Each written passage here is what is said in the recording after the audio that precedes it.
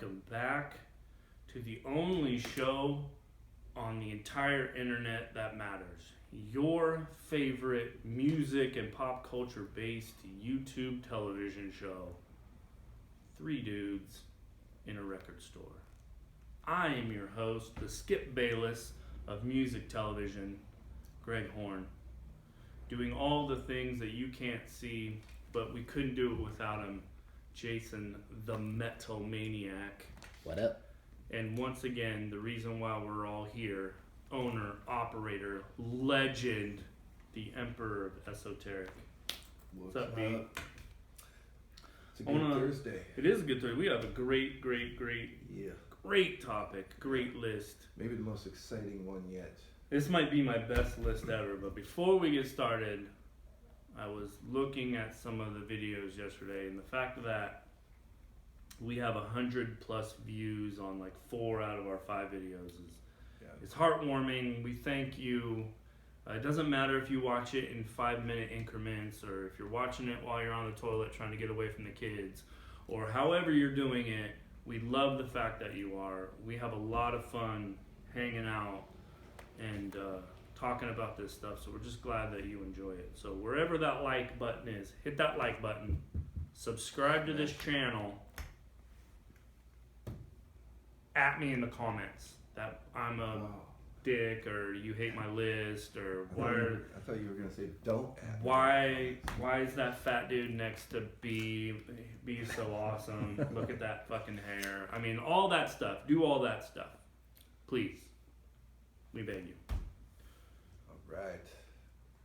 As you know, on this show, we always give our owner, our operator, our musical legend the last word. So we're going to go over honorable mentions, we're going to go over his list, and we're going to go over today's juicy, amazing category is top debut records by a metal band. But we got rid of the low-hanging fruit. So on these lists, you will not see Black Sabbath. Too easy. You won't see Ozzy Osbourne. Too easy. You won't see Solo Dio. Too easy. You won't see Slayer, Motorhead, Iron Maiden, Judas Priest, Metallica. You won't see any of those bands, because it would be 3 lists of those bands in whatever order we put them in, with Sabbath being number 1, because Sabbath wasn't your number 1. I don't know why I would be hosting a show about music, because I'd obviously not know anything. And obviously, Kill 'Em All is going to be absolutely on the list. Absolutely. And you guys, we're digging deeper. So to make it interesting, I had to put on some of your esoteric nature and just go. For those of you that don't know, these are going to kind of come out of order. We have an actual episode that we filmed that we hope we fixed our vocals on, and it's stuck on my iPhone. So Jay came to the house yesterday, and I was only in the middle of this, and I had been working on it all day. So, I took a nap on a couch. We will get there eventually, so you can hear us better. But for now, just crank up your device. And we'll get him to talk louder. Learn to lip read, maybe. That would be dope, right?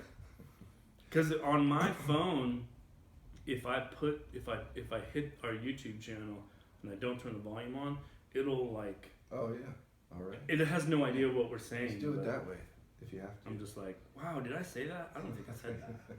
I think this computer's dumb. Yeah. Should we just bust right into it? Yeah, we need to I'm bust so into excited. it. I'm so excited. This is the top debut metal records. Top debut of all time. We might have I think the argument is going to come, is that a metal band or is that not? I think my very first honorable mention, we're going to get into that right away.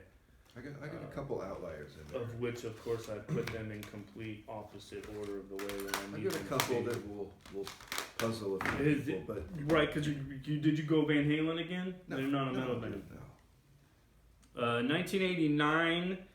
My first honorable mention comes from the genius, and I will use genius non-ironically, because he played every instrument on this album. They were recording it. Sure. Trent Reznor. It's up to you, man. I went Pretty Hate Machine by 9 Inch Nails. So you feel this falls into a metal realm? I feel it's like industrial metal, Okay. right? This album, to me, if you took new wave and put a driving blast beat and a guitar on it, this is a new wave record for metalheads.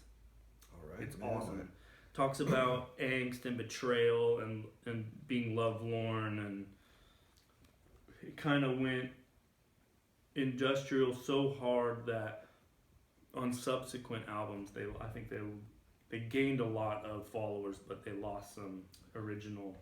Yeah, and I think for a while Trent went in more kind of a techno industrial pop realm.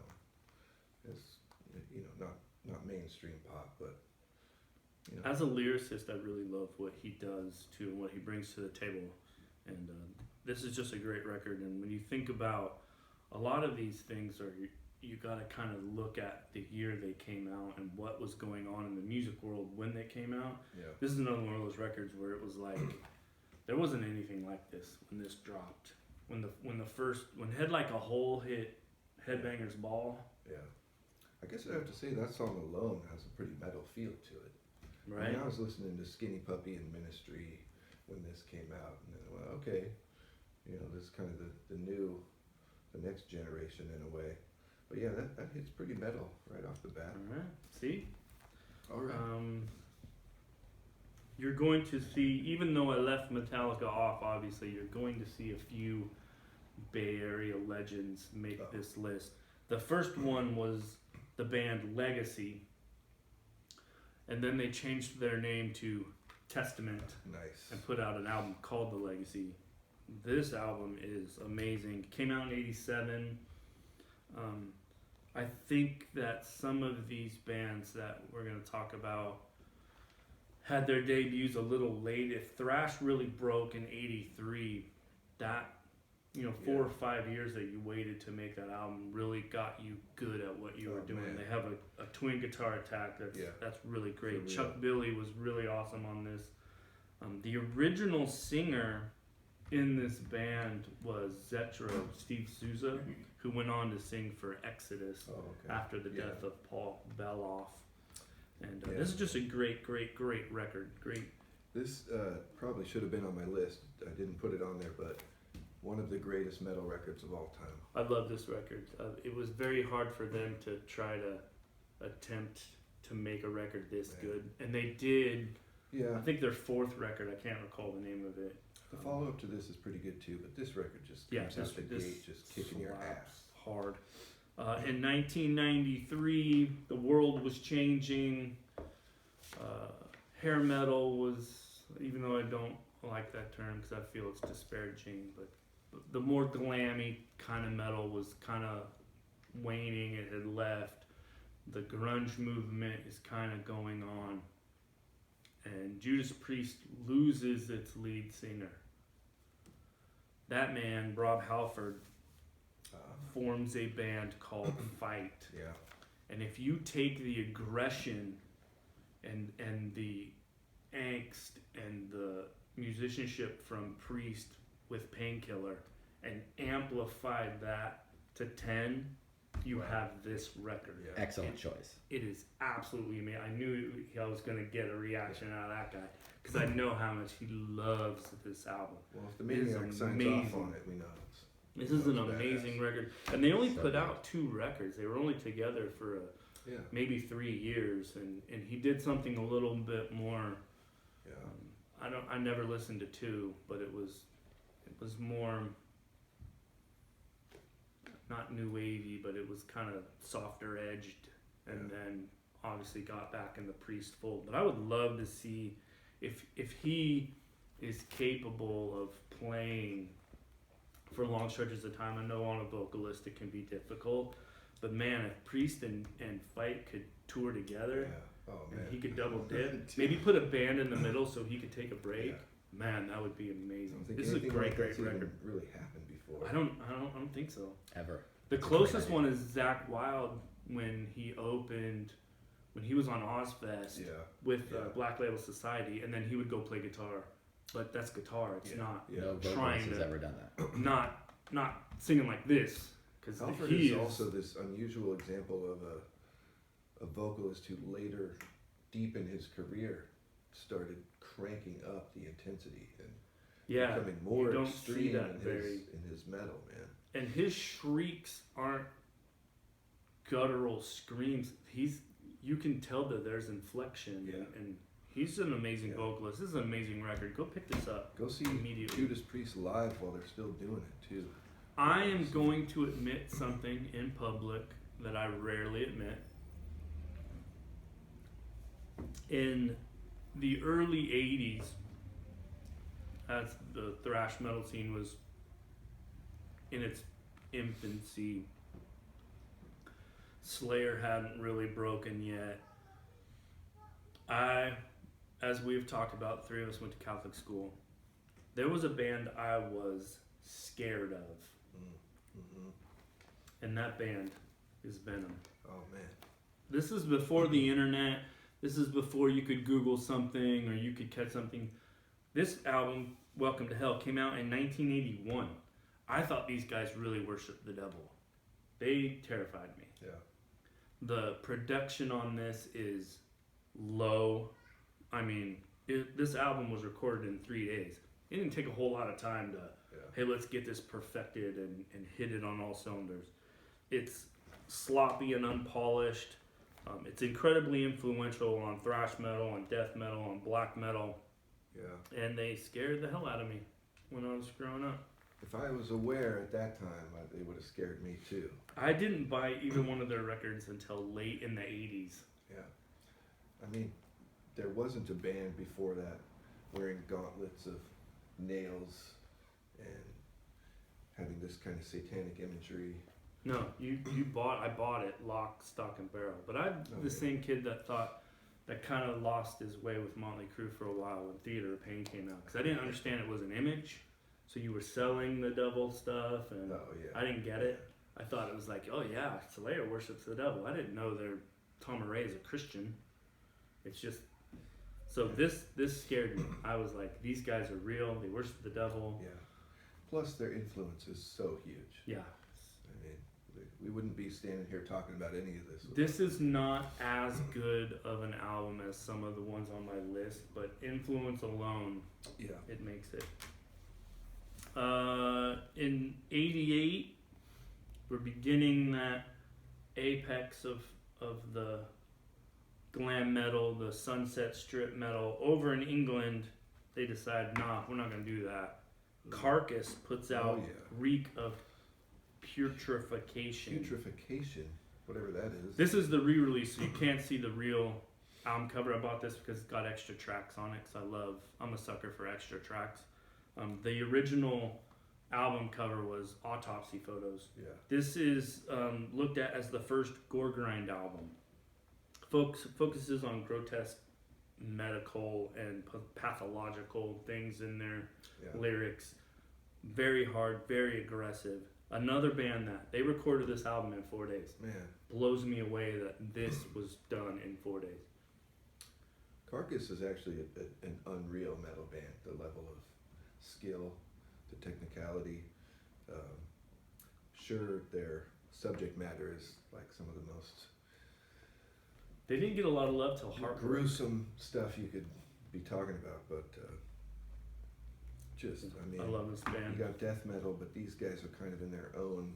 I wish this had the original album artwork on it, but if you're not into Carcass, maybe start with Heartwork, maybe go Surgical Steel, and then go back to their early stuff. This is a phenomenon, especially in '88. Nobody was doing this.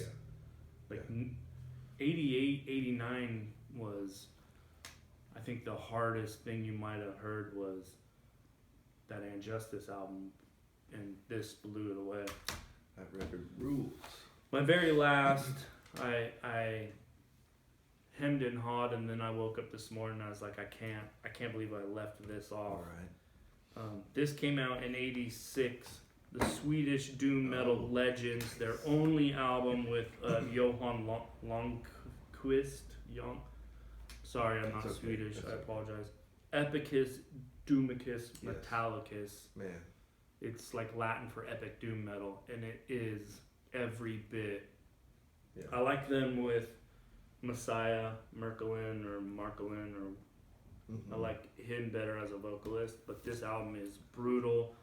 It's operatic vocals over slow, doomy metal riffs. It's a brilliant record. Amazing. It's a brilliant record, and in the evolution of what would come to be called doom metal, this is super important.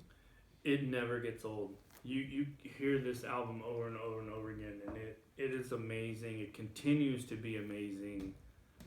Again, I bought the re-release because it had extra. One of the guys is actually commentary. He puts commentary on the tracks, and it's really awesome. This is a great record. Buy this one and buy the follow up, whose name escapes me now. But that's my. Nice. Those are mine. That's how hard I'm coming. Mm-hmm. That's how hard I'm coming. I wonder if I can come harder than that. That sounds a little funky. Maybe you could.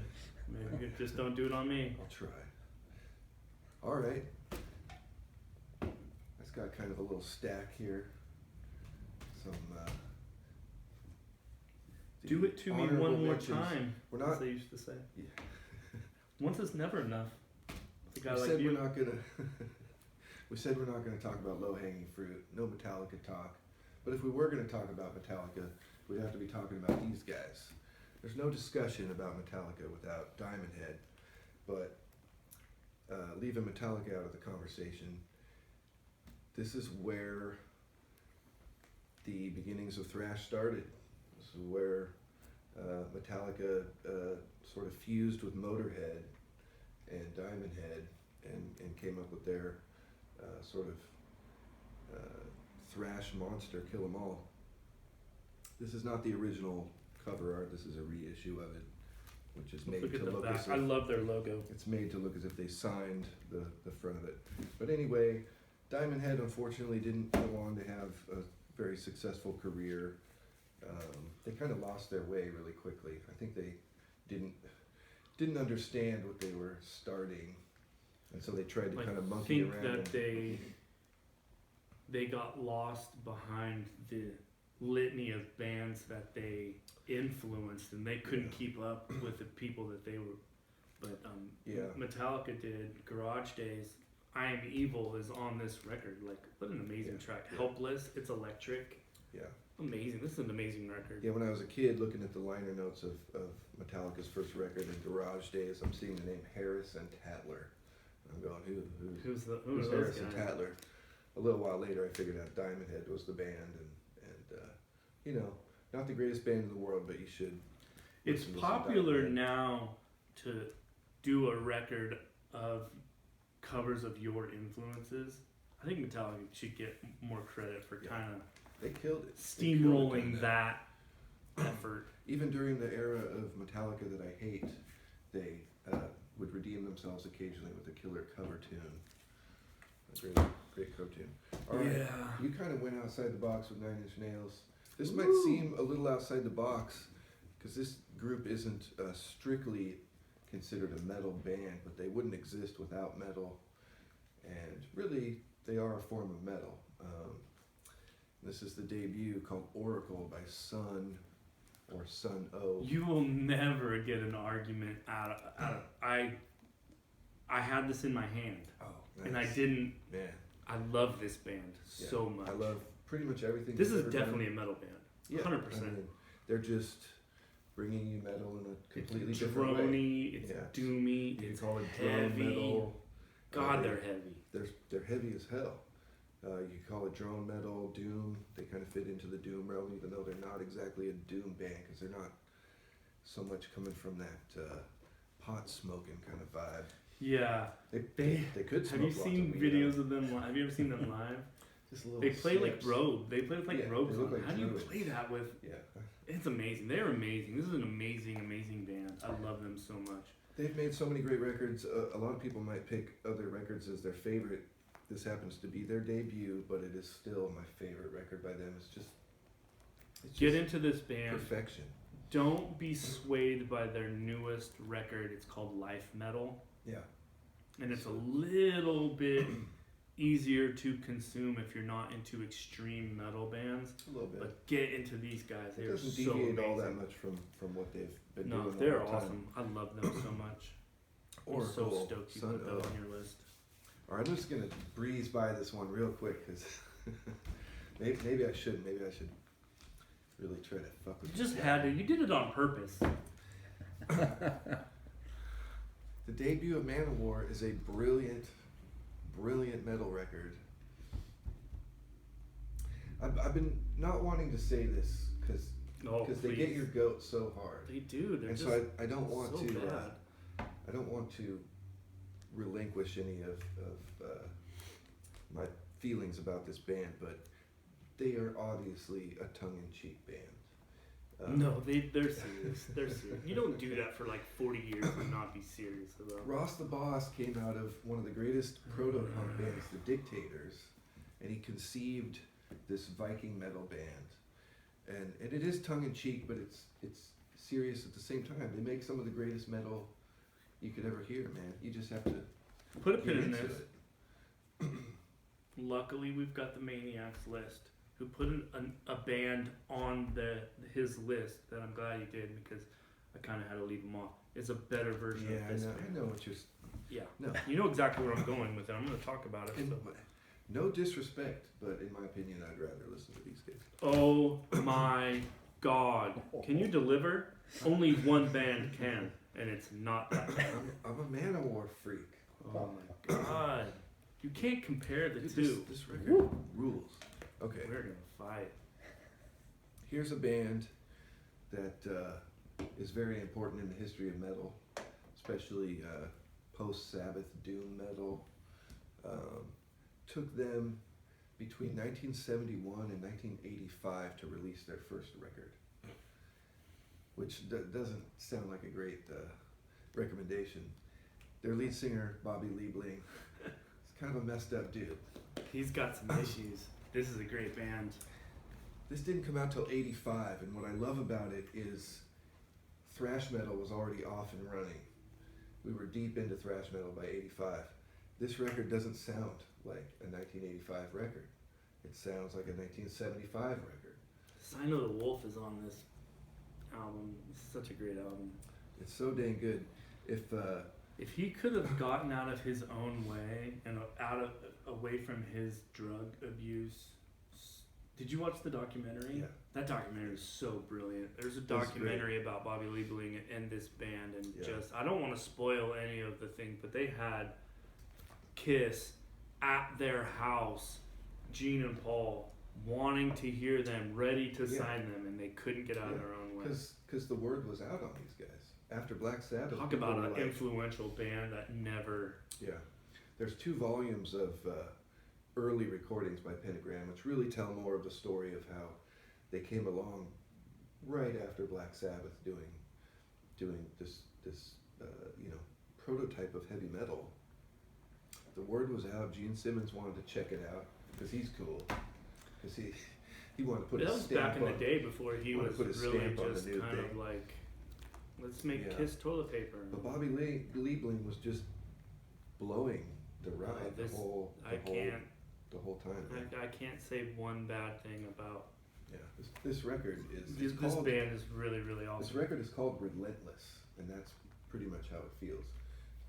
He's still getting in his own way. He still is I wanna never say going to one more reap the cool- rewards of Yeah. his labor. Just an amazing He's band. really he's a sad man. He's got some issues. Are these your personal For my collection? Yes. Of course.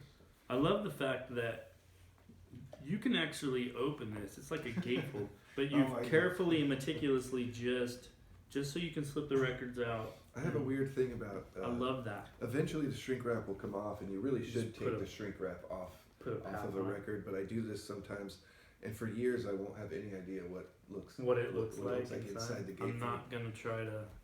My friend Pat, who's a huge fan of Pentagram, Pat lives in Ventura, and before that documentary came out, he didn't even know that documentary was being made. but the only shows that they played, or the only show that they played at that time before that was in New York City. My friend Pat bought a ticket. He flew to New York just to watch them? Yeah, Oh, did they actually play? Yeah, because there was times where they'd be like, I know. they're gonna play at 9. It's 9 4 days later. Well, there's footage from that concert in the documentary, and Pat's somewhere in that crowd. So that's amazing. Yeah. That's like me wanting to go to Iceland to see the sugar cubes. Yeah, I wanted to do that, but That'd be I dope. can't afford to fly to Nope. Iceland. Well, I can afford it, but I'm not gonna do it. It's a little bit out of the way.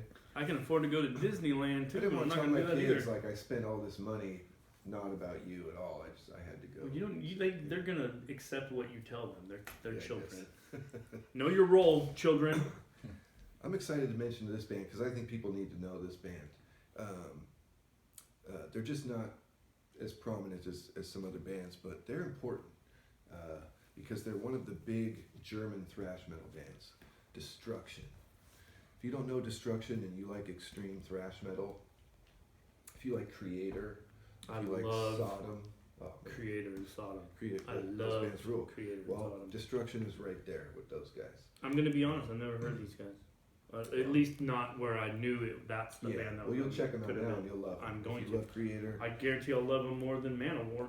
I didn't write down what year this came out, but it's 85. 85. There you go. Anything that was on those early days of Metal Blade was amazing. Yeah. Because Yeah. that guy from Metal Blade is Yeah. Brian Slagle. Yeah. That guy is who I wanted to be. Like just a fan that knew all these guys and then started a label. Where would we be without Metal Blade Records? He's amazing. That guy's amazing. I would love talk about a dude you would love to have on the show. So, Come on, if you ever see this Brian Slagle, come on the show. heck I'd yeah. love to pick your brain about all the things you've seen and done. These guys were legit. They made show a them the handful of back. records. They Wonderful. got that kind of post-Venom look. You know, all the bands. Yeah, Slayer. they all had it. Trying to look evil. Let's see Cover here. my Got list two so you more. Can't look. I'm not looking at your Trying to list. cheat. I'm not looking at your list, man. All right, here's another industrial metal. And you talked about the first Nine Inch Nails. Okay. This is where I go with I'll allow industrial it. metal. The first Godflesh. Okay. This is I see. considered an Yeah. EP.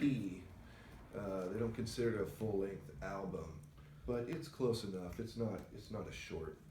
I think this is a band that won't call themselves metal, but you cannot deny their heaviness. It's metal. They are. It is clearly metal. The only reason it kind of gets put into the industrial realm is because they used a drum machine, which in this context is ingenious. Normally you wouldn't want a drum machine in your metal band. You want a real ripping drummer, but it just suited what they were trying to do so perfectly. Just metronome, rhythm machine. Probably because they couldn't get a dude to play it.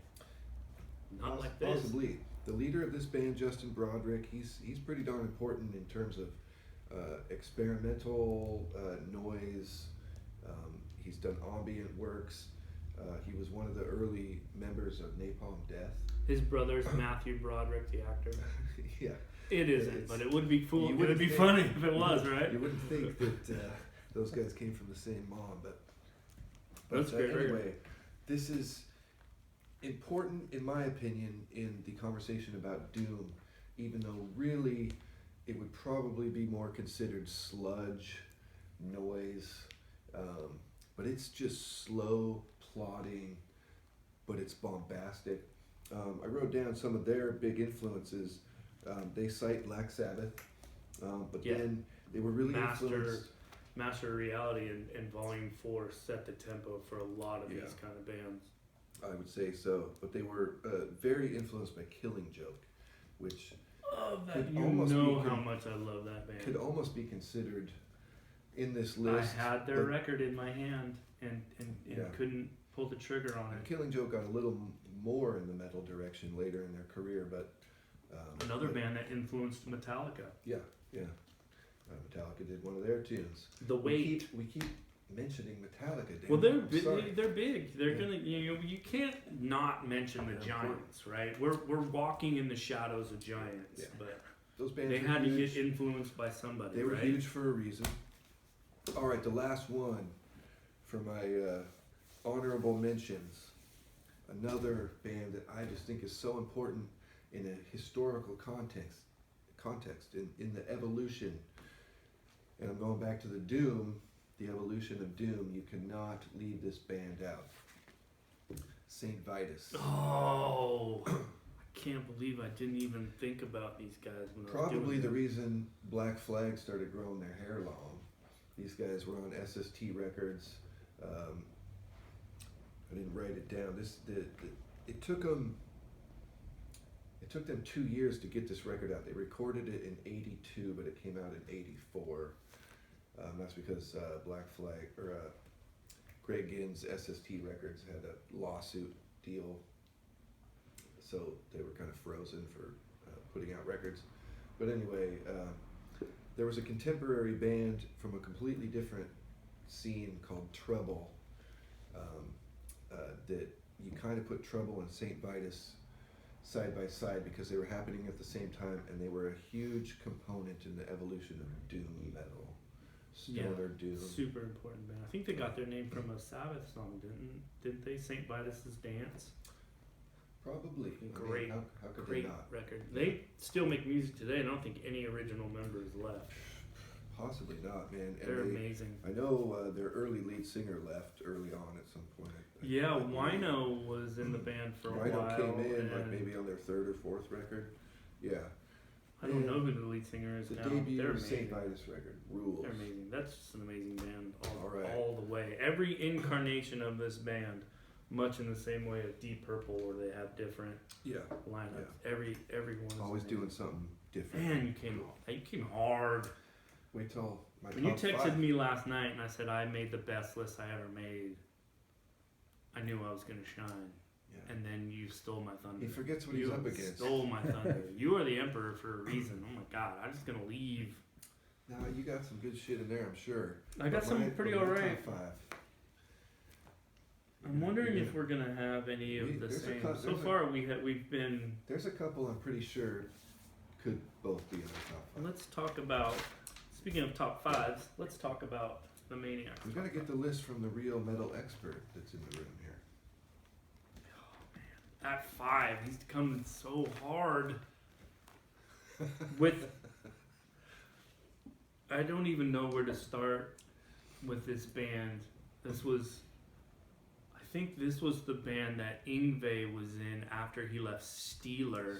Correct. Who knows about that? Alcatrazz Who was he? with Graham Bonnet Oh, on yeah. lead vocal. Amazing band. No Parole for Rock and Roll from '83. Wow. Great record. God, such a great record. That is a deep one. Who He knows went Alcatrazz? Drowning Pool with Sinner in 2001. All right.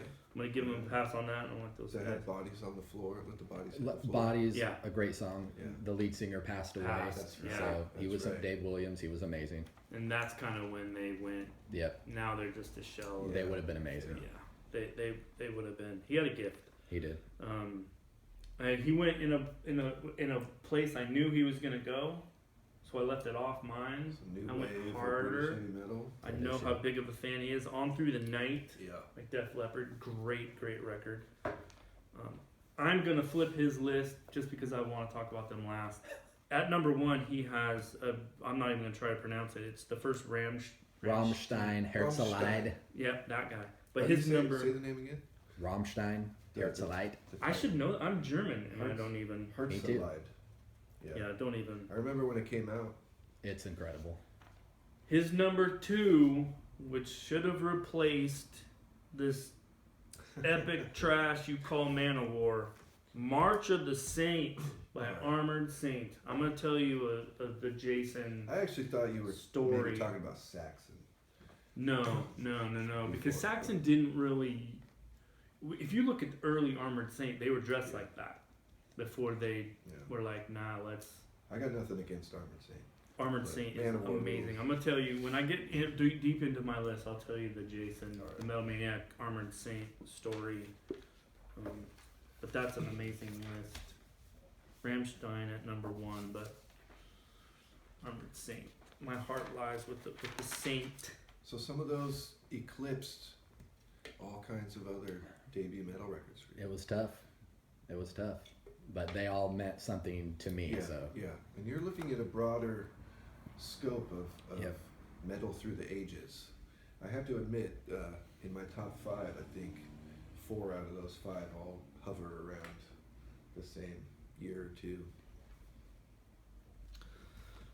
I was going to leave this band off of my list entirely because their first album, their first recording was an EP.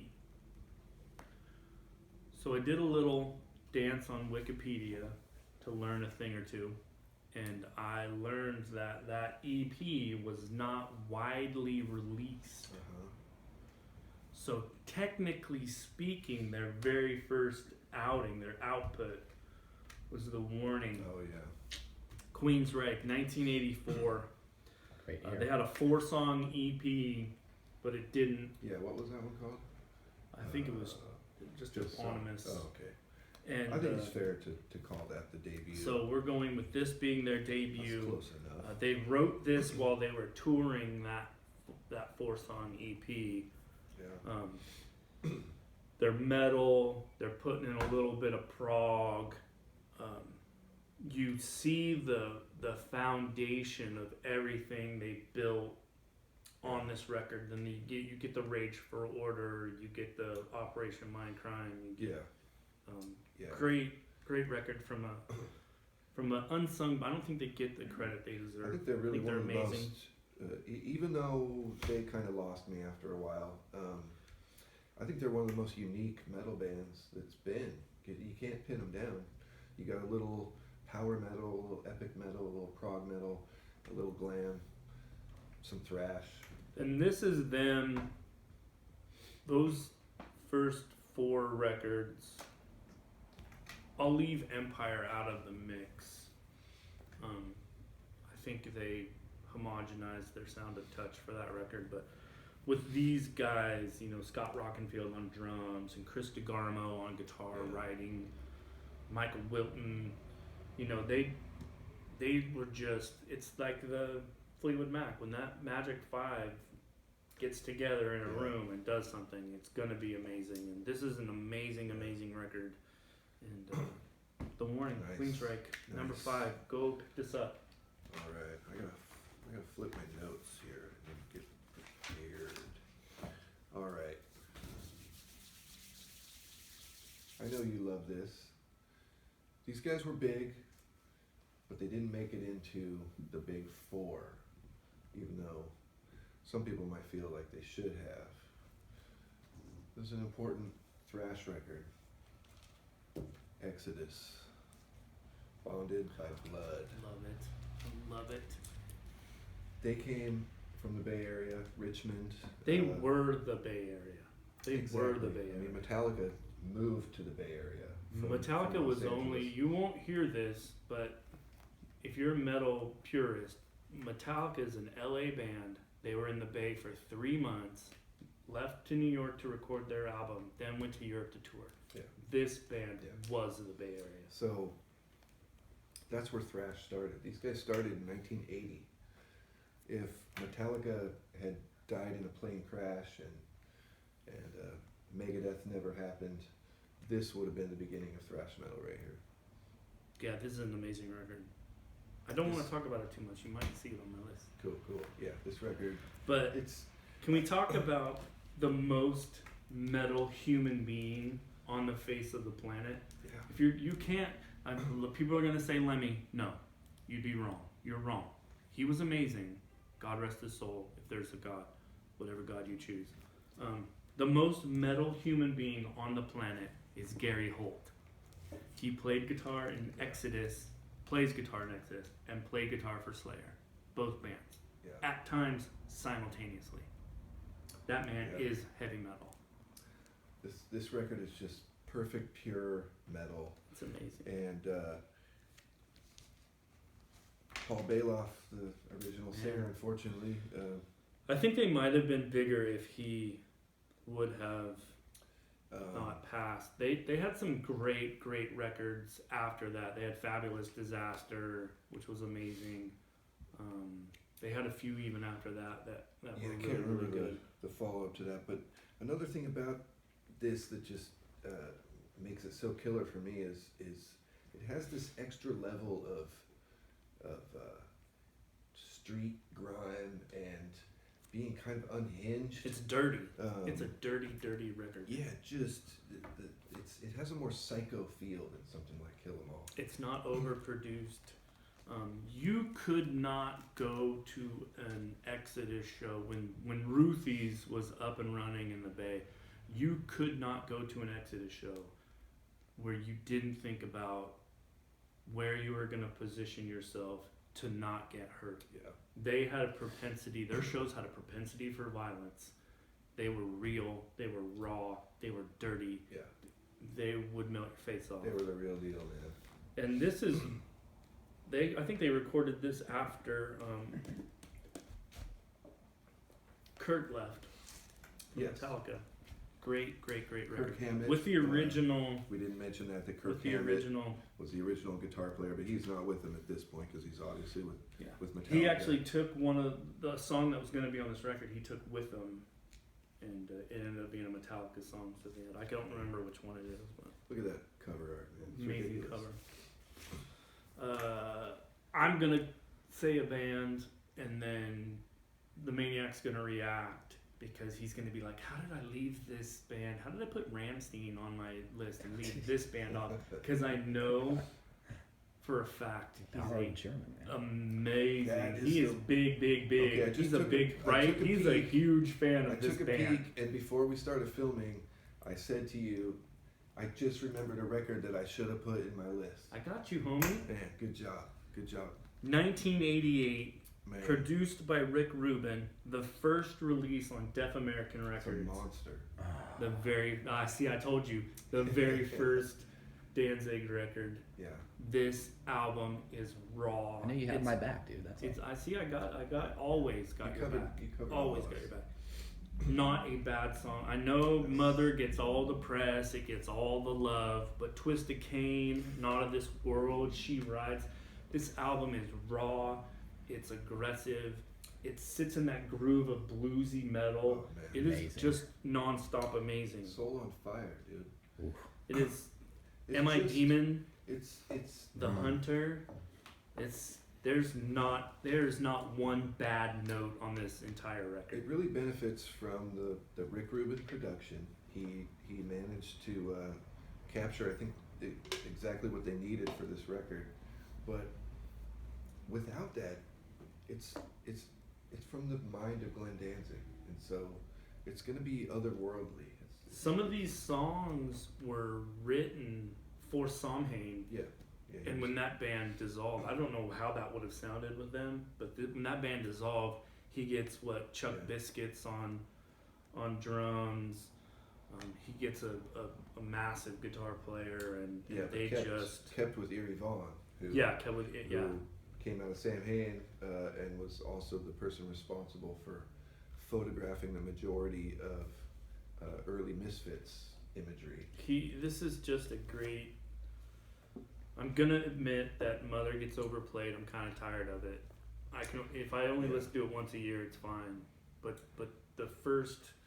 definitely the first 3 or 4 Danzig albums are classics, and this is the best of all of them. And this is just an amazing. It's just one of those piece of records art. that just still rules 30 years later. You put it on after This is a little while, and '88. you just So if you think of all the extreme music that has come out since metal really set its foundations in, so you've got gore grunge, you've got death metal, you've got tech death, you've got all these different factions of things trying to be heavier than. This album blows a lot of them out of the water, and when you look at the sound that is on this record, and then you look at the videos and you watch them live. Chuck Biscuits has got like a 4-piece drum kit. Yeah. It's like, how are you coming up with that sound from that tiny little? it's about attitude, man. Yeah, I love this record. Keep it simple and But just bring if you the don't attitude. own this, come here today and buy this. Number 4, Danzig, Eponymous. That's a good pick, man. Thank you. It hit me hard when I realized, why didn't I I got you. even You think knew I about had that, you. man? You knew I had your back. Heck yeah. All right, man. I know you kind of want to walk off right there. You want that to be the swan song. You just want to walk off into the distance, drop the mic, but no. I still got 3 more picks. I know. I also happen to be obsessed with Glenn Danzig. I mean, so much of his work is still just some of the most important. Well, the Misfits are just brilliant. Misfits are brilliant. The Misfits are so good. I don't listen to them without Glenn on vocals. I refuse to acknowledge that band still exists without Glenn Danzig. Michael Graves might be a nice guy. Yeah, he probably is. He's probably a great dude. But I'm sorry, dude. I'm not going to listen to Misfits. And their guitar player is yoked out, and he's married to the chick that sings for Arch Enemy now. Oh. Glitz. Alyssa Glitz. Man, I miss Angela Gossow in that band so bad. Outside my wheelhouse. Because I like the extreme shit. Man, this whole topic is exciting to me, man. Because each one you're like... It's almost like you rediscover it. Just, man, we love all kinds of music, but metal, we're all unified in metal here. This record is really important. This band, the self-titled first release by Bathory,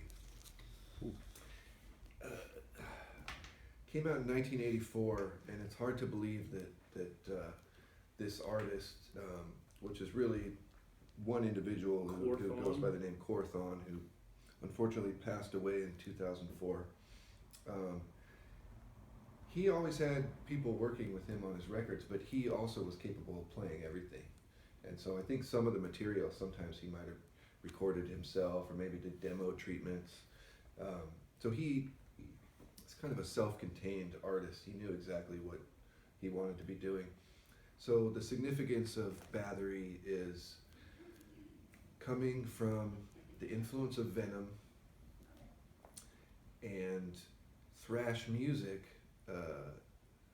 but over there in Sweden, he's just kind of creating his own thrash metal, but because of the approach, because of maybe being more raw, less produced, their interpretation of what was going on in America and England, there's just something more dark and evil. And so this record is by many people's opinion considered the beginning of black metal. Hugely influential record that all the Norwegian black metal bands used as a blueprint for what was to come. And you know how much I love my extreme metal. This is an amazing record.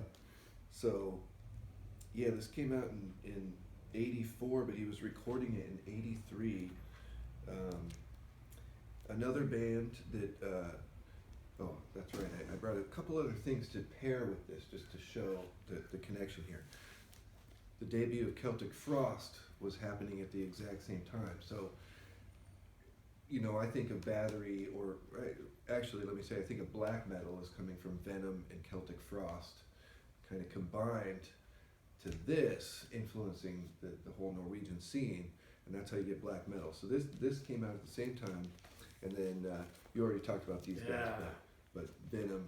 So this is all part of a code, they definitely a matrix of a whole other. They are hand in hand splinter of extreme metal that just. And I don't know if Corthon was so intent on making his own sound and knowing exactly how he wanted it to sound, or if he was a perfectionist, but he produced his own stuff. He didn't want anyone else coming over the top and saying, well, do this, dude. No.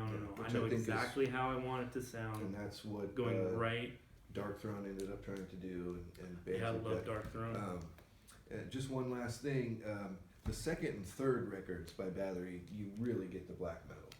This you put this on, it still sounds like ripping thrash metal, but it's bizarre. It's also just a little bit different and weird. One of the bands they influenced, I almost put on my list. The name escapes me now, but the whole black metal scene doesn't happen without this record, for sure. All right. Number three.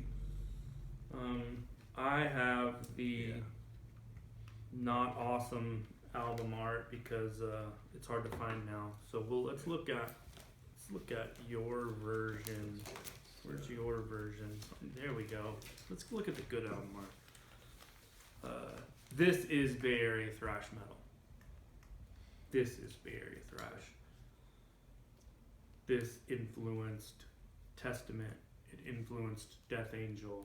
It influenced Forbidden, if you recall that band. Everyone that came out of the Bay loved Metallica. They were great dudes. They ended up moving there even when they came back from Europe. But this band started Bay Area thrash. They are the most important band in the Bay Area thrash scene. Well, and you could even say that that thrash metal and the Bay Area are hand in hand. I mean, and without Cliff, they don't even move to the Bay. Yeah. They stay in LA, and maybe, they don't. They're looked as a Bay Area brilliant band musicians. now. Metallica was, Yeah, but I love almost Metallica. not the real deal like these guys. Like you said, this band has this album in particular has this raw, grimy, dirty sound. This is one of the most influential metal records ever recorded. Their only full-length studio album with Paul before he died. They did do a live record. This album was originally going to be called A Lesson in Violence. And it's because their shows were incredibly violent. I remember sitting out in front of Ruthie's. I couldn't even get in. I was young, like 11, 12. That's amazing. And a friend of mine and I followed his brother. Brother gets it. You could hear it from the parking lot. Oh my God. People would walk out bleeding. They were the real deal.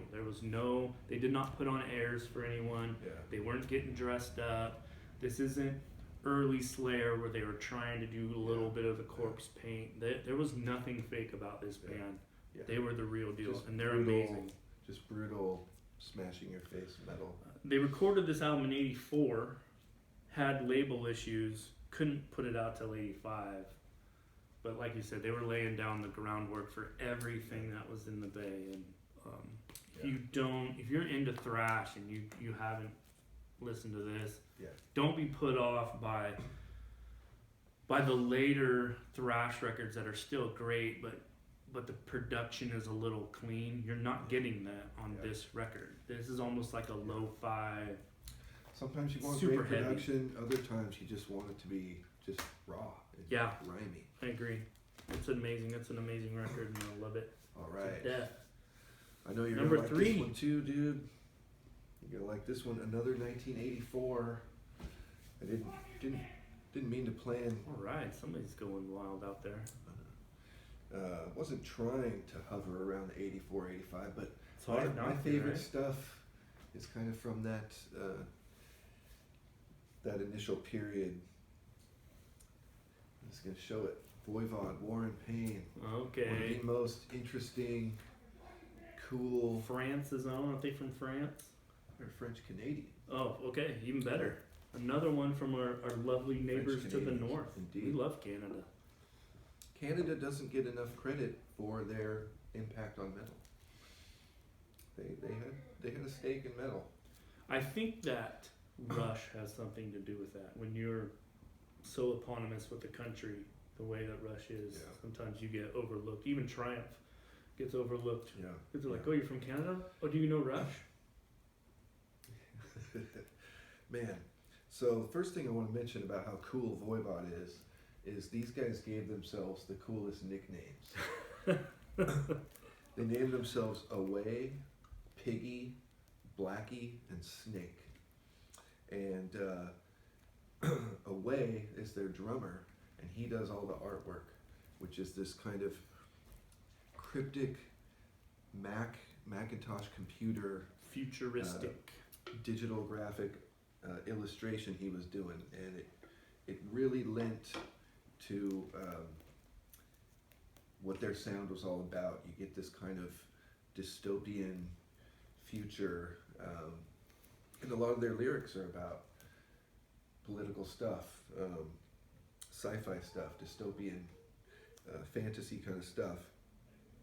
Unfortunately, Piggy, the guitarist, who deserves a massive amount of credit for really kind of being the architect of their vibe. Yeah, he was kind of the. He died in 2006. They evolved a lot over the years. So this is from the onset, you know, jumping in on the thrash thing. It's very raw, very thrash.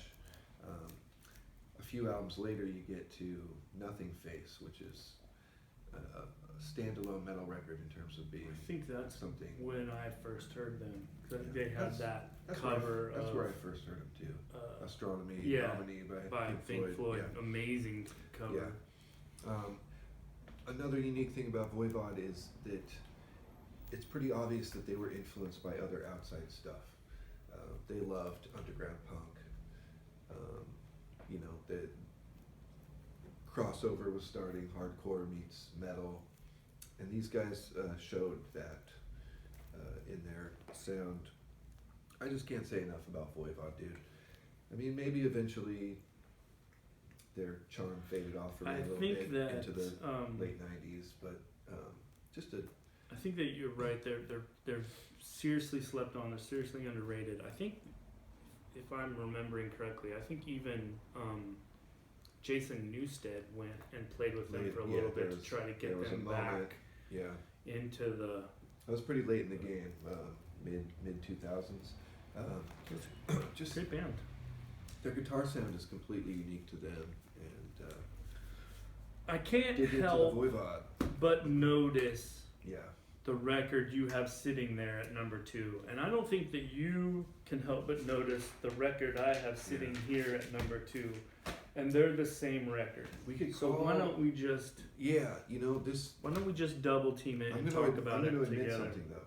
This was actually number 1, but I misordered it in my stack here. All right, then I'm going to talk. You talk about it later. Let's you want to do it number 2? Combine it. Okay, We might as well. let's combine it. Which is pretty awesome that we both have this record this high on our list.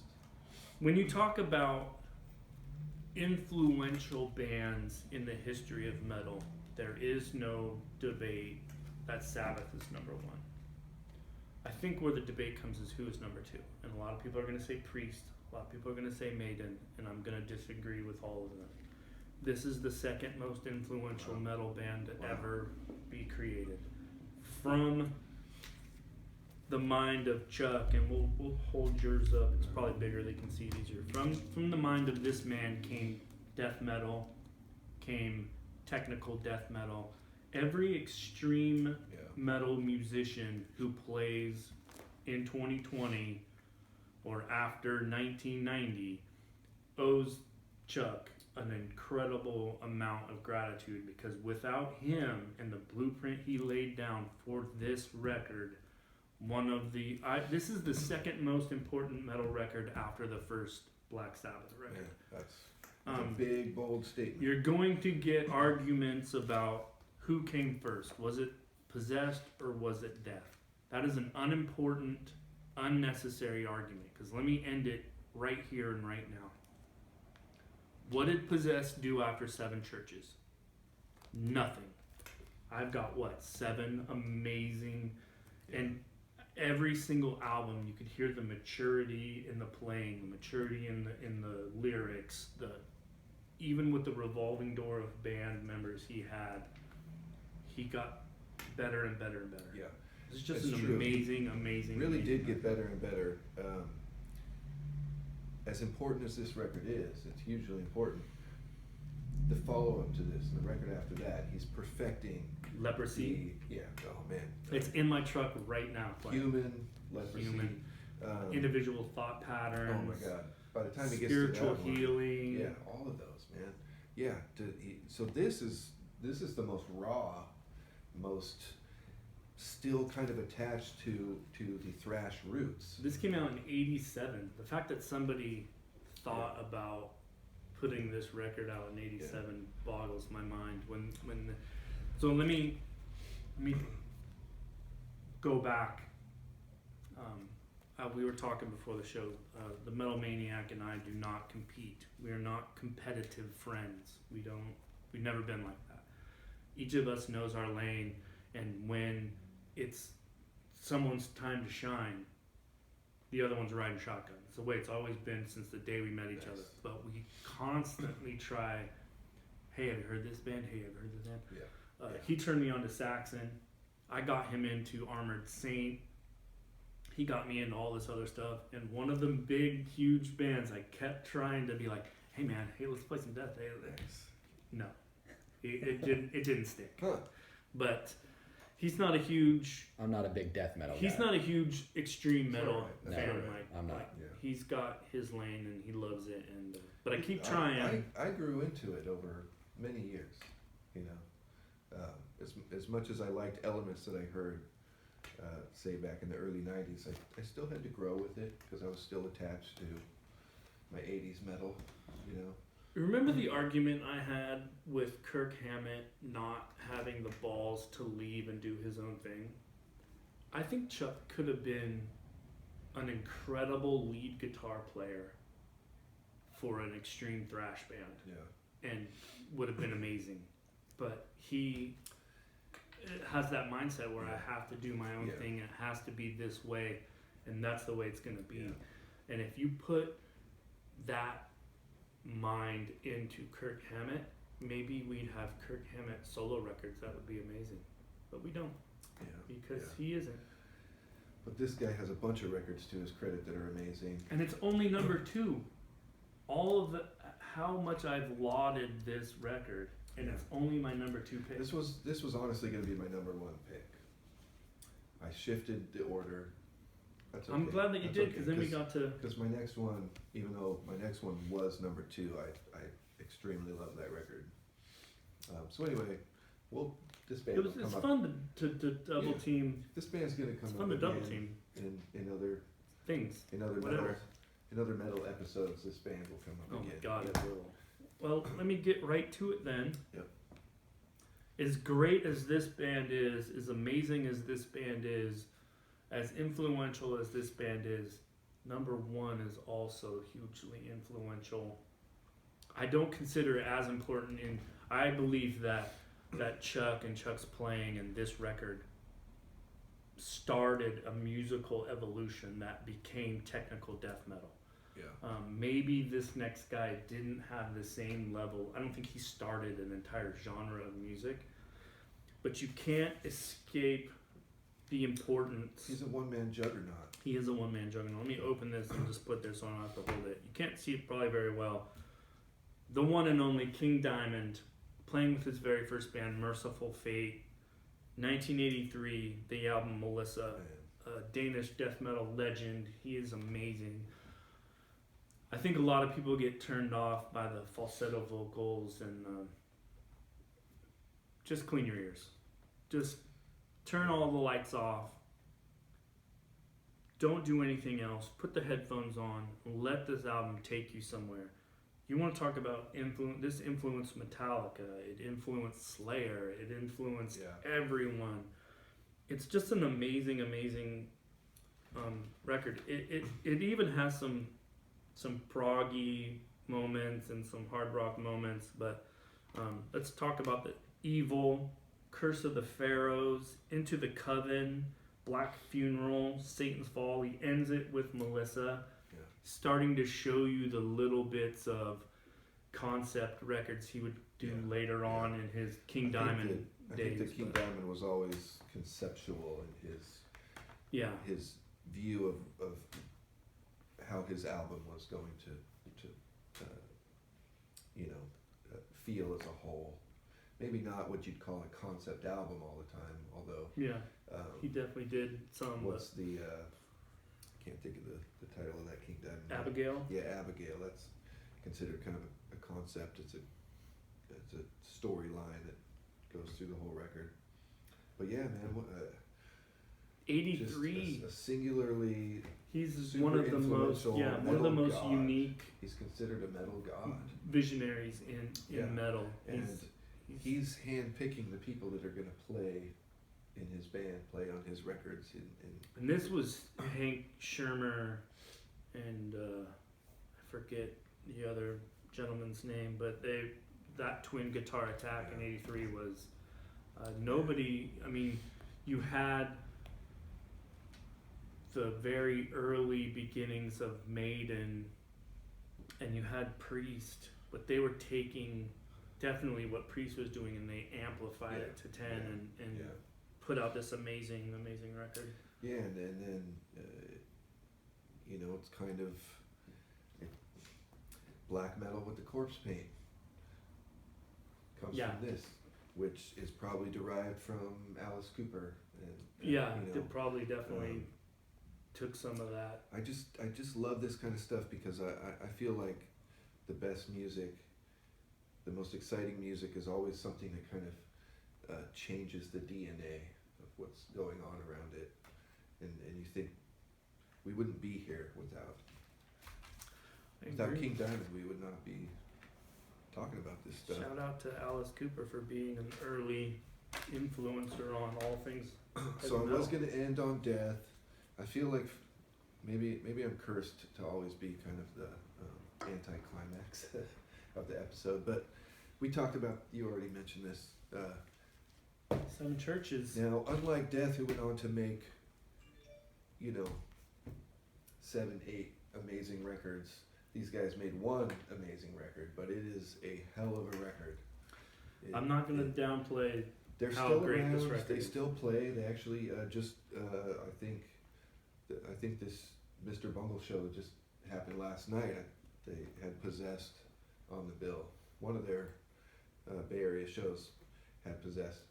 A lot of people know, some may not know, Larry LaLonde, the guitarist from Primus, was one of the guitarists on this record. Young, he was super young. Probably. And then left to go play with.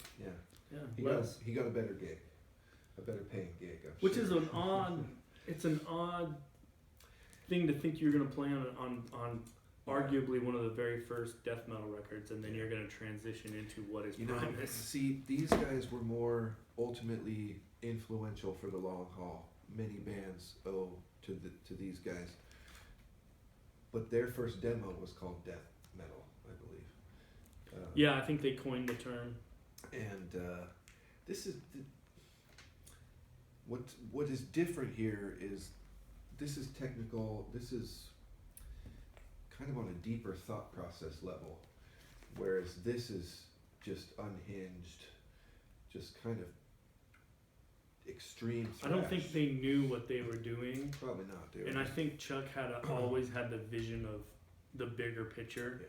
What is this going to sound like 3 albums from now? What's this going to sound like in 10 years? I think these guys just were like, extreme. Let's just try to play. Yeah. But that worked for the Beatles. The Beatles wrote Helter Skelter because Paul McCartney wanted to write the heaviest song. Someone said The Who wrote the heaviest song ever, and he's like, we can do that. And that's why they wrote Helter Skelter, to be the heaviest sounding thing on the radio. So, it worked. Worked for the Beatles. Yeah. Worked for Possessed. So, the way I feel about this record is it's a singular thing, and if you like extreme metal but you haven't ever come across this, been exposed to this, get it. It's gonna blow your mind. It's just a ripping. Sometimes You know how with Slayer, with Hanneman and King, you get these things that jump out, these bizarre guitar solos. Well, this is chock full of out of bizarre nowhere guitar solos. Yeah, the production, it's double guitar, and with the production of this being a little clunky, sometimes you have a weird lead come out over here, or a weird lead come out over there, and then the vocals are just unhinged, kind of, just kind of psycho. I psycho often extreme cite metal. my amazement at the time I've been alive at the incredible athleticism I've seen in sports in my lifetime. I've gotten a chance to see some incredible athletes play, and that is tenfold in music.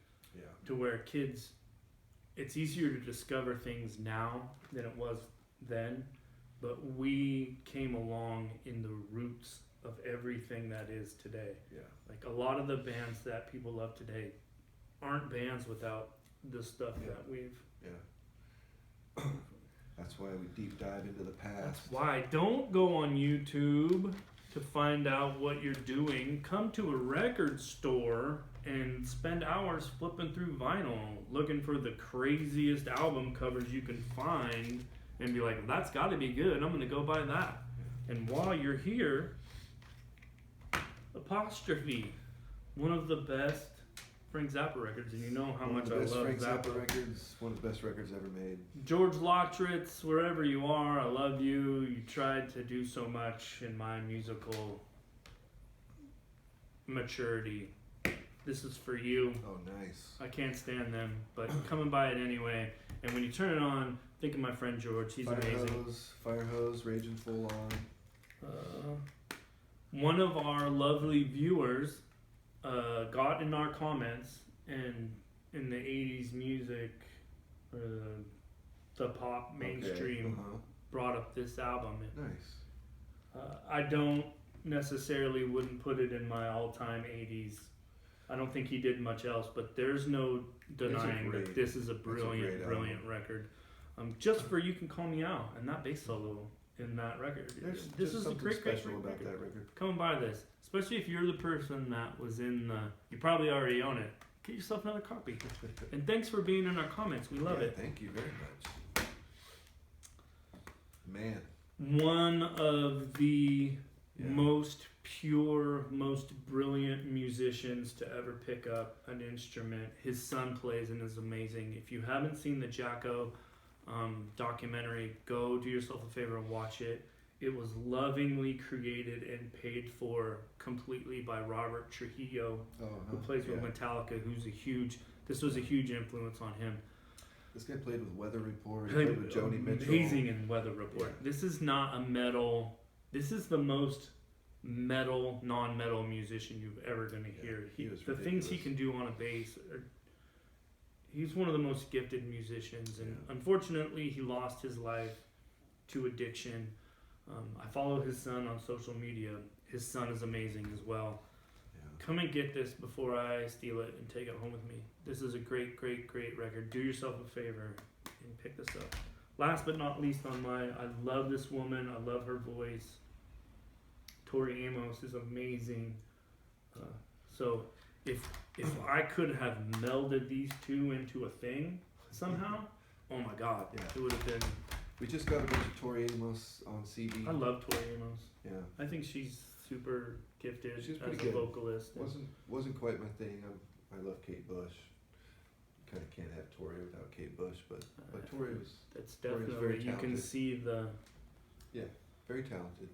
I didn't pick any stuff to show off today because there's just lots of stuff. I've been getting lots of used CDs in here. Just you gotta come in and dig. There's always come in here. Come in here, and I was just too excited about the metal. If you're having an off day, if you're having a not good day, if you're just kind of down in the dumps, come in here. Get in this guy's ear. Look around. Look at all the stuff that you loved and are still in love with. Fall in love with physical media again. It's not the same when you download it onto a computer. It's not the same as holding it in your hand and looking through the liner notes as it's playing. Come down here. And come talk to me. Talk to him. We love to hang talk out about what our next topic is going to be on Tuesday. We don't know yet. Yeah, but as always, we love you. Thank you so much. However you consume this, however you get about it, we love that you do. I'm always humbled by the fact that somebody wants to watch something I talk about. Thank you very much.